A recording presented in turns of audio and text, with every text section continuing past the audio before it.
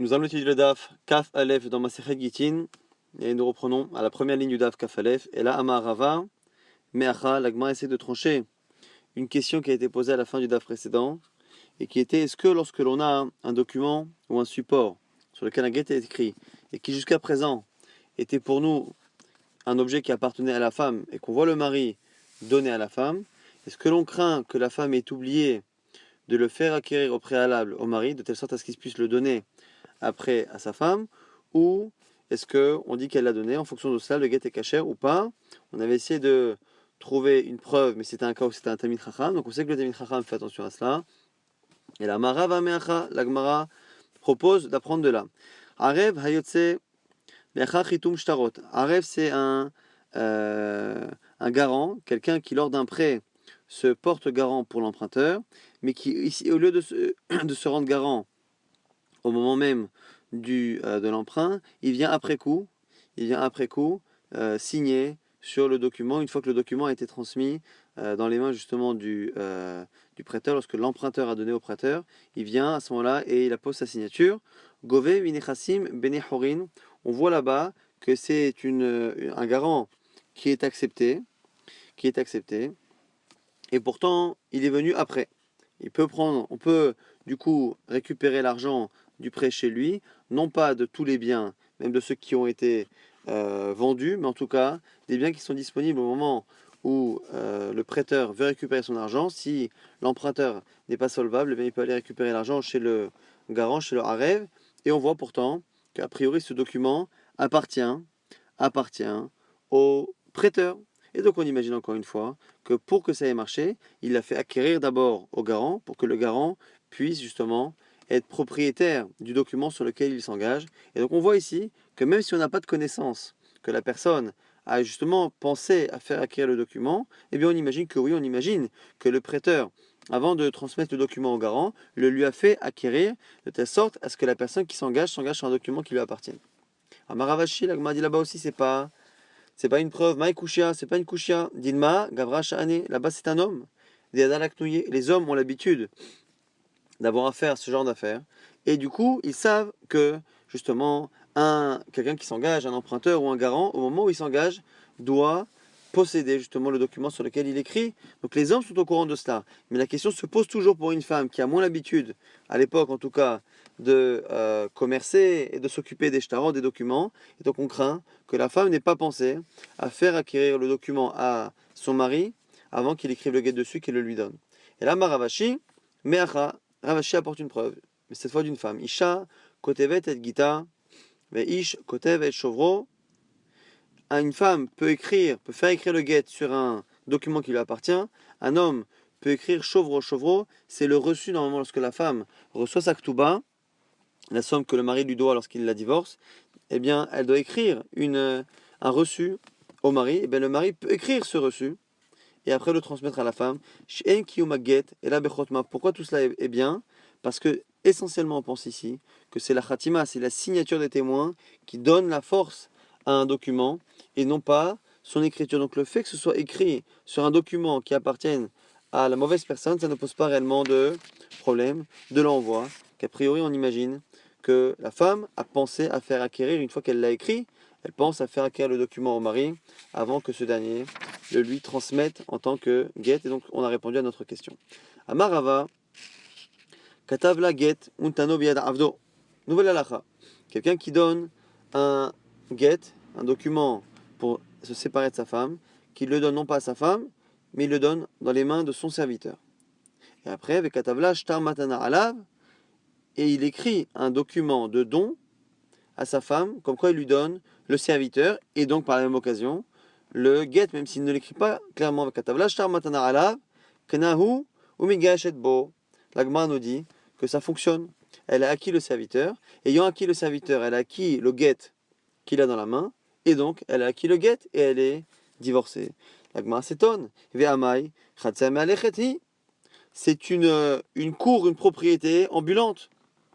Comment on peut faire acquérir à une femme un get sans le lui donner en main propre ou sans le donner à quelqu'un qui est missionné par elle pour recevoir le get?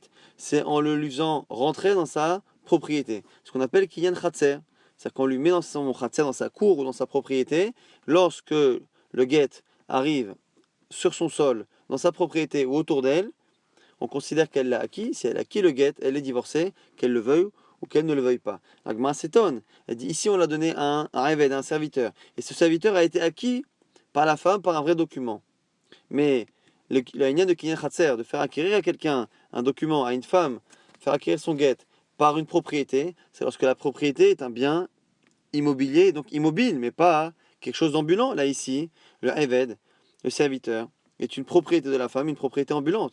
Et on ne peut pas faire acquérir à quelqu'un, même si le Eved lui appartient, on ne peut pas utiliser ce serviteur comme une propriété qui sert d'acquisition. On m'a dit si tu voulais me dire que c'est un serviteur qui ne bouge pas. Pendant le moment où on lui donne le get, il ne bouge pas. Et pourtant Rava pense que ça ne change rien. Lorsque l'on dit que ça ne marche pas, une propriété qui est ambulante, qui bouge, qui est mobile, c'est lorsqu'elle est mobile réellement, ou même si elle n'est pas mobile, à partir du moment où théoriquement elle peut bouger, même si elle est immobile. Becheta, Bekafut. Là, alors on parle d'un cas particulier où non seulement il ne bouge pas, mais il est attaché. Le serviteur est attaché, et donc il ne bouge pas, mais il ne peut pas bouger. Comme il ne bouge pas et qu'il ne peut pas bouger, à ce moment-là, il est immobile, et c'est dans ce cas-là que l'on pose la question. Et donc on a dit finalement que lorsque le serviteur est totalement immobile et immobilisé, qu'il ne peut pas bouger, dans ce cas-là, il peut servir de kinyan hatser, et donc on donne le get à ce Eved qui est immobilisé, et après on fait acquérir ce Eved à la femme. Oh, une autre halakha de Rava, Ve'amarava, Katavla, get, untano bechatsero. Il écrit un get et il le met dans sa cour à lui. Et maintenant il lui écrit un document comme quoi il lui donne sa cour. C'est la même étape que tout à l'heure, simplement au lieu de passer par un serviteur, il passe par une cour. Kenato, elle a acquis la cour et elle a acquis le document qu'il y a dedans, ou Midgaresh Etbo, elle est divorcée. Même si au moment où il a déposé le get dans la cour lui appartenait encore à lui, à partir du moment où après elle a acquis cette cour par l'intermédiaire du mari, elle est divorcée, elle a acquis la cour et le get, et elle est divorcée. La Gemara s'étonne pourquoi Rava a eu besoin d'enseigner les deux halachot. La halacha qui dit que l'on peut faire acquérir de cette manière-là par un serviteur, et par une cour, pourquoi ne pas apprendre un cas et apprendre l'autre, le cas le plus mechoudash, le plus original, et on apprendrait le cas le plus classique. Utsricha, non, on a besoin des deux. Des iash mainana eved, car si on t'avait appris que le cas du serviteur, avamina davka eved, la Gemara dit si on t'avait appris que le Eved, on aurait dit que la cour, même si techniquement ça devrait fonctionner de la même manière, peut-être que les Chachamim auraient interdit. Pourquoi? Parce que comme la cour, ou n'importe quelle propriété, peut changer de propriétaire plusieurs fois, on a peur qu'on en arrive un jour à un get qui ne fonctionne pas. Exemple, quelqu'un qui écrit un get pour sa femme. Il le laisse dans sa cour, dans sa propriété, dans sa maison ou dans sa cour. Mais il ne le donne pas à la femme. Il le vend à une tierce personne. Cette tierce personne un jour le vend à cette femme. Et du coup la femme acquiert la cour, acquiert le get, mais le get qu'elle acquiert, elle ne l'acquiert pas par un don provenant du mari, mais par le don d'une tierce personne qui l'a acheté au mari. Donc elle a le get qui a été créé par son mari, mais au lieu qu'il soit donné par son mari, il est techniquement donné par une tierce personne et ça ne marche pas. Et de peur qu'on en arrive à un cas pareil, on aurait pu penser que du coup on n'autorise jamais ce genre de kinyanim par la cour, à partir du moment où le get est donné dans la cour, la chose n'appartient pas à la femme, même si après coup ça passe directement du mari à la femme, on aurait pu interdire de peur quand on se trouve dans un cas où ça passe par un intermédiaire, Kamash Malin, que même dans la cour, on accepte. Ici, je t'avais appris que le cas du Khatser de la cour. Mina Davka Khatser, j'aurais dit Davka le cas de la cour. Aval Eved Digzar, Kafut, Atusheno Kafut. Mais le cas du Eved, où on a dit le serviteur, ça ne marche que si le serviteur est attaché, immobilisé. J'aurais pensé que même lorsqu'il est immobilisé, les Chachamim interdisent, de peur qu'on en arrive à un cas où le serviteur n'est pas immobilisé, Kamash Malad, c'est pour ça qu'on a besoin de dire les deux, que finalement, à la fois dans une cour, à la fois dans un cas de Eved, même si dans certains cas ça ne fonctionne pas, en tout cas dans les cas où ça fonctionne, on ne fait pas d'exéra, et donc on autorise le mari à déposer le get au préalable dans la cour ou sur la main du serviteur, alors que ce serviteur et cette cour lui appartiennent encore à lui, et après faire acquérir le serviteur ou la cour, de telle sorte à ce que finalement la femme acquiert de manière indirecte le document, le get, et à ce moment-là elle est divorcée. Amar Abaye, Mirdi Hatsa Mecha Itrabe. Abaye s'étend sur toute sa halachot de Rava. Il dit, d'où apprend-on qu'on peut faire kinyan hatser? D'où sait-on qu'on peut faire acquérir un guet à une femme en lui donnant le guet dans un endroit qui lui appartient? Miyada, c'est du fait que c'est marqué beyada. Un homme doit donner le guet, benatan beyada dans sa main. Et sa main, eh bien c'est à la fois la main et à la fois tout ce qui est sa propriété. Mayada deita ben mida'ata ben mid'a kocha. Abaye s'étonne. Puisque la main, en général, on peut lui mettre dans sa main, ben mida'ata, ben barakocha, qu'elle le veuille ou qu'elle ne veuille pas. Afratsera, pareil pour la cour, deita ben mida'ata, ben barakocha.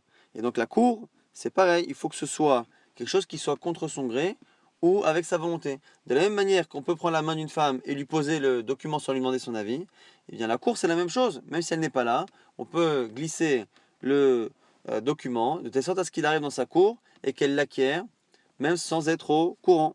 Le problème, nous dit Rabat, nous dit Abaye, c'est que dans les cas qu'on a cités précédemment, il mettait le document dans dans la main du Eved ou dans la main ou sur le sol du Khatser, et après il lui faisait acquérir la chose.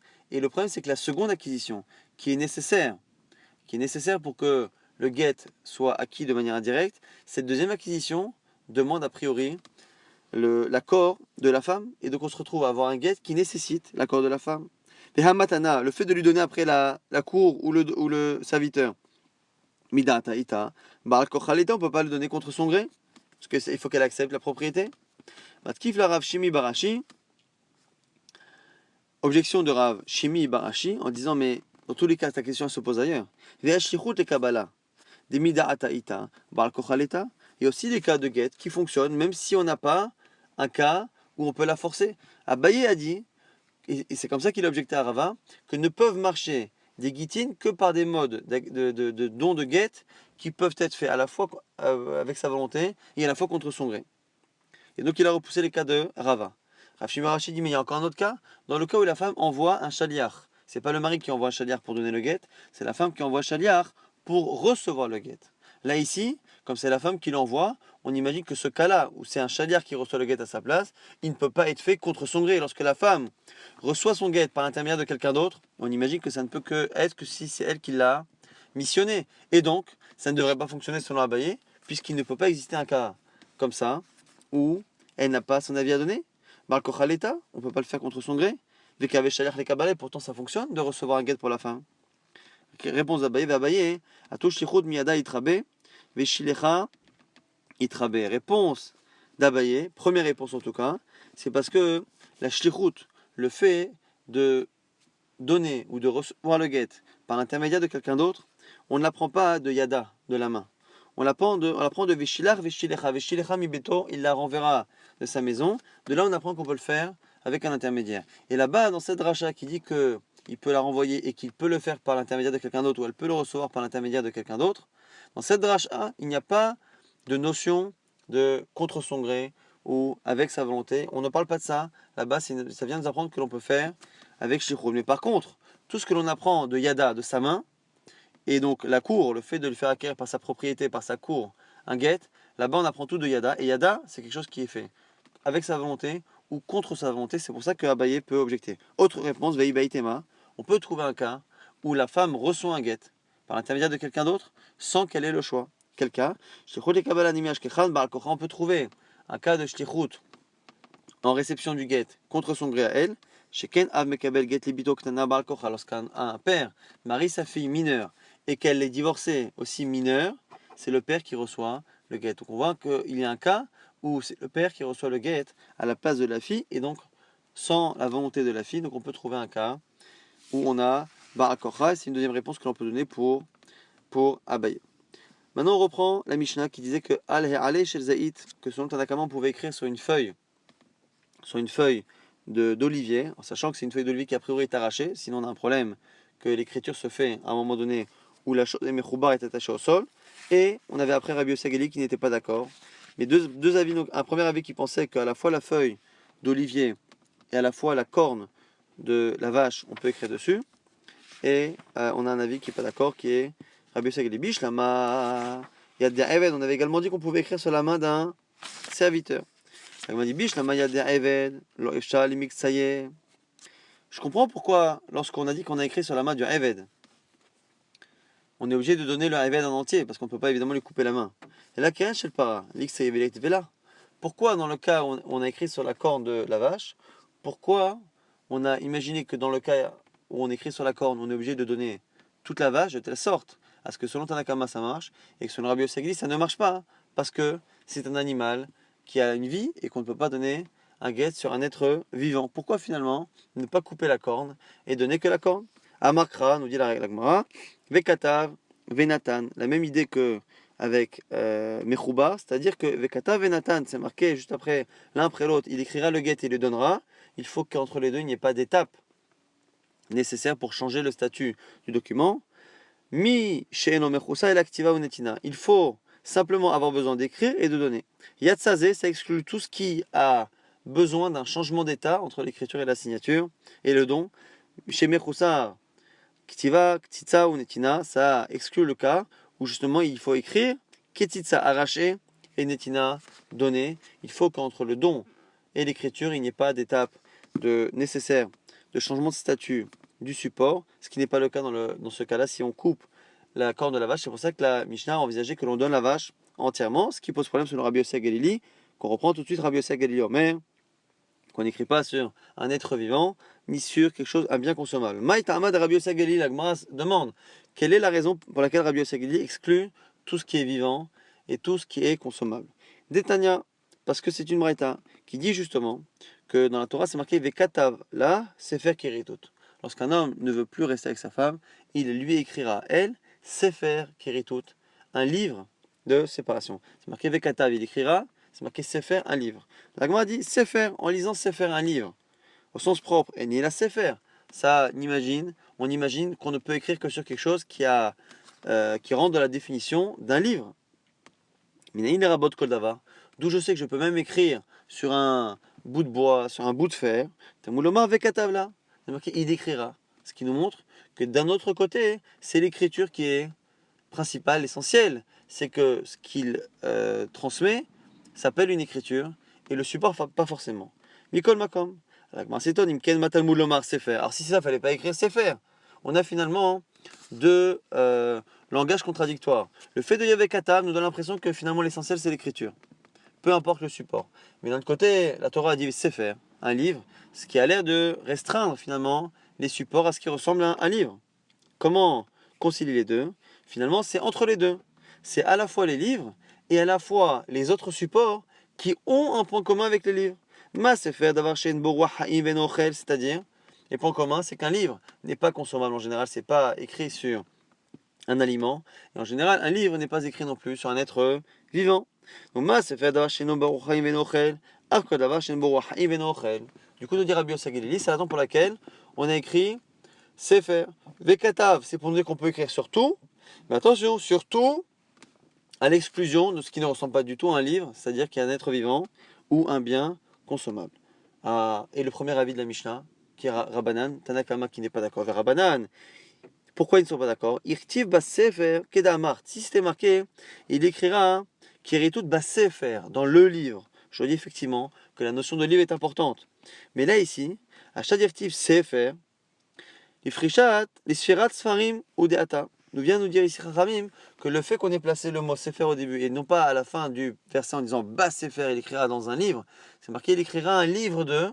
Eh bien, un livre de, ça vient nous dire qu'en fait, il doit écrire Sfirat Devarim, c'est-à-dire qu'il doit compter les choses, c'est-à-dire expliquer et bien expliquer dans le get exactement ce qui est en train de se passer et le fait que l'homme et la femme se séparent. Les Rabbanan, alors selon Rabbanan, si le mot Sefer n'est pas venu restreindre une idée de Vekatav qui était large, que Vekatav selon Rabbi Yossi ça vient élargir, Sefer ça vient restreindre, mais selon Rabbi Yossi on n'a ni besoin d'élargir ni besoin de restreindre, donc Vekatav à quoi ça sert?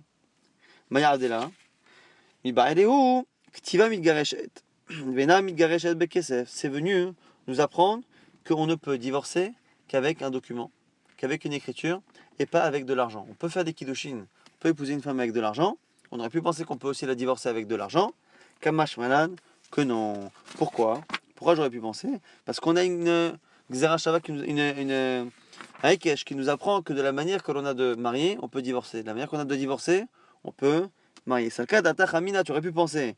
À qui chez Salavaya, on a tendance à comparer la Yitzia, le fait de sortir une femme, de la divorcer, les Havaya, le fait de la faire rentrer dans le mariage, Ma Havaya Bekesef, de la même manière qu'on peut épouser avec de l'argent, Af Yitzia Ben Bekesef, on aurait pu divorcer avec de l'argent, Kamash Malan, que non, sachant que c'est comme ça qu'on apprend qu'on peut épouser une femme avec un document, le fait qu'on puisse la divorcer avec un document, on peut la marier avec un document, la bia, la relation qui sert au Kiddushin.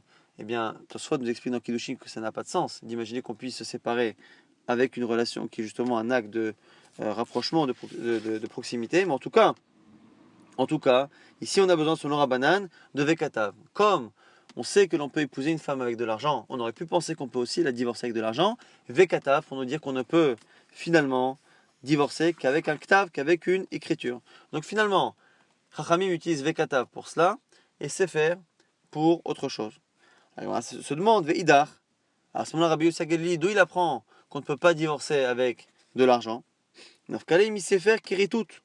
C'est la notion de keritut. Sefer keritut, un livre de séparation. Sefer korta, ve'en davar acher korta. C'est pour dire que c'est que le sefer qui est correct, qui peut séparer un homme et une femme, et pas autre chose. Elle m'a dit Veidar. Alors que font Chachamim du mot keritut, qui est utilisé pour Rabbi Yossi pour une halakha? Davar akoret beno lebena. Chachamim apprennent une nouvelle halakha. C'est quoi? C'est que dans le texte du guet, dans les conditions du guet, un homme peut émettre des conditions pour le guet, il faut absolument que le guet respecte une idée générale, que le guet sépare la femme et de manière totale. Si l'homme fait des conditions à un guet, il n'y a pas de problème. Mais si la condition du guet fait que finalement, on ne saura jamais, si la condition par exemple n'est pas limitée dans le temps, qui le dit, je te divorce à condition que tu n'ailles jamais là-bas, à partir du moment où on ne sera jamais certain que la femme aura accompli cette condition, puisque c'est une condition qui n'est pas limitée dans le temps, la séparation ne sera jamais totale et définitive, et à ce moment-là, ça ne marche pas. On l'apprend de Sefer Keritut. Chachamim apprennent de Kritut, alors que Rabbi Sageli apprend autre chose. Eh bien, eux apprennent qu'il faut bien que les choses soient séparées. Kedetania, comme c'est marqué dans une braïta, Arez egiter hamena shelo tishti yain. Celui qui dit voici ton guet à condition que tu ne boives jamais de vin. Almina shelo tilchi lebet avich le'olam, à condition que tu n'ailles plus jamais chez ton père. En zekritut, c'est pas une séparation. Hach shloshim yom, un rezekritut. S'il a mis ses conditions, mais qu'il les a limitées dans le temps, jusqu'à 30 jours, pendant 30 jours, tu ne vas pas chez ton père. Pendant 30 jours, tu ne bois pas de vin. Le guet est caché, puisque on saura dans 30 jours si le guet est bon ou pas.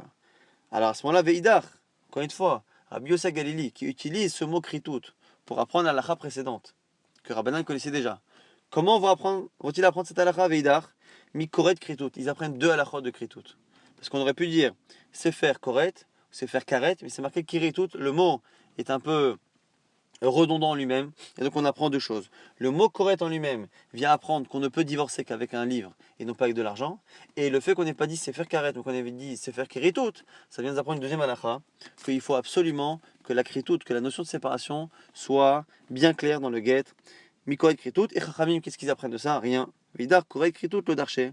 Ils trouvent que le fait que le mot soit un peu long ne permet pas d'apprendre une dracha. Donc finalement, on a dans le pasuk vekatav, sefer, kiritut, et tout ça, on a ces trois mots, vekatav, sefer, kiritut, qui viennent nous apprendre plusieurs halachot. Encore une fois, à partir du moment où à la base, il y a déjà une marloquette entre Rabbi Yossi Galili et Chachamim, est-ce que le mot sefer et le mot vekatav viennent apprendre qu'on restreint les supports sur lesquels on écrit le get ou pas, en fonction de toute la halachot que l'on connaît de manière classique dans Gittin, qu'on étudiera un peu plus tard.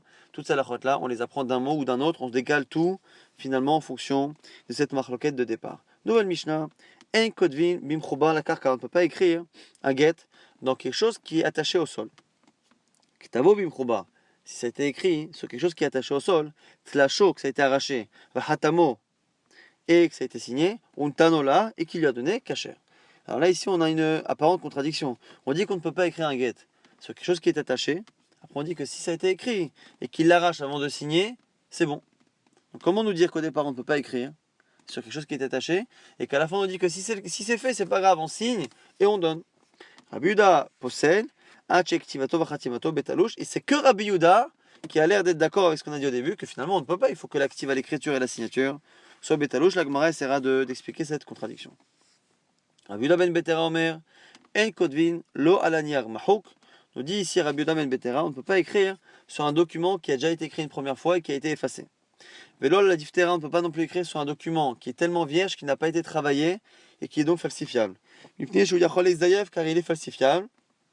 Chachamim, Marcherim, Chachamim pense qu'un get qui est écrit sur un document qui est vierge et qui n'est pas falsifiable, qui est falsifiable, je veux dire, il est caché. Ktavo ala mechouba, on reprend maintenant la Mishnah qui avait dit au départ qu'on ne peut pas écrire sur quelque chose qui est attaché au sol. Et qu'après on disait qu'à part selon Rabbi Yehuda, selon Tanakama, on pouvait l'écrire, si c'était écrit sur quelque chose attaché, qu'on le détache et qu'on le signe, c'est bon. Comment tu peux me dire que ça marche si ça a été écrit sur quelque chose qui est attaché, alors qu'au début tu m'as dit qu'on ne peut pas? Amar Rabbi Yehuda Amar Shmuel, réponse de la Gemara, Vehu sheshiem mekom hatoref. On fait une différence entre deux parties du get.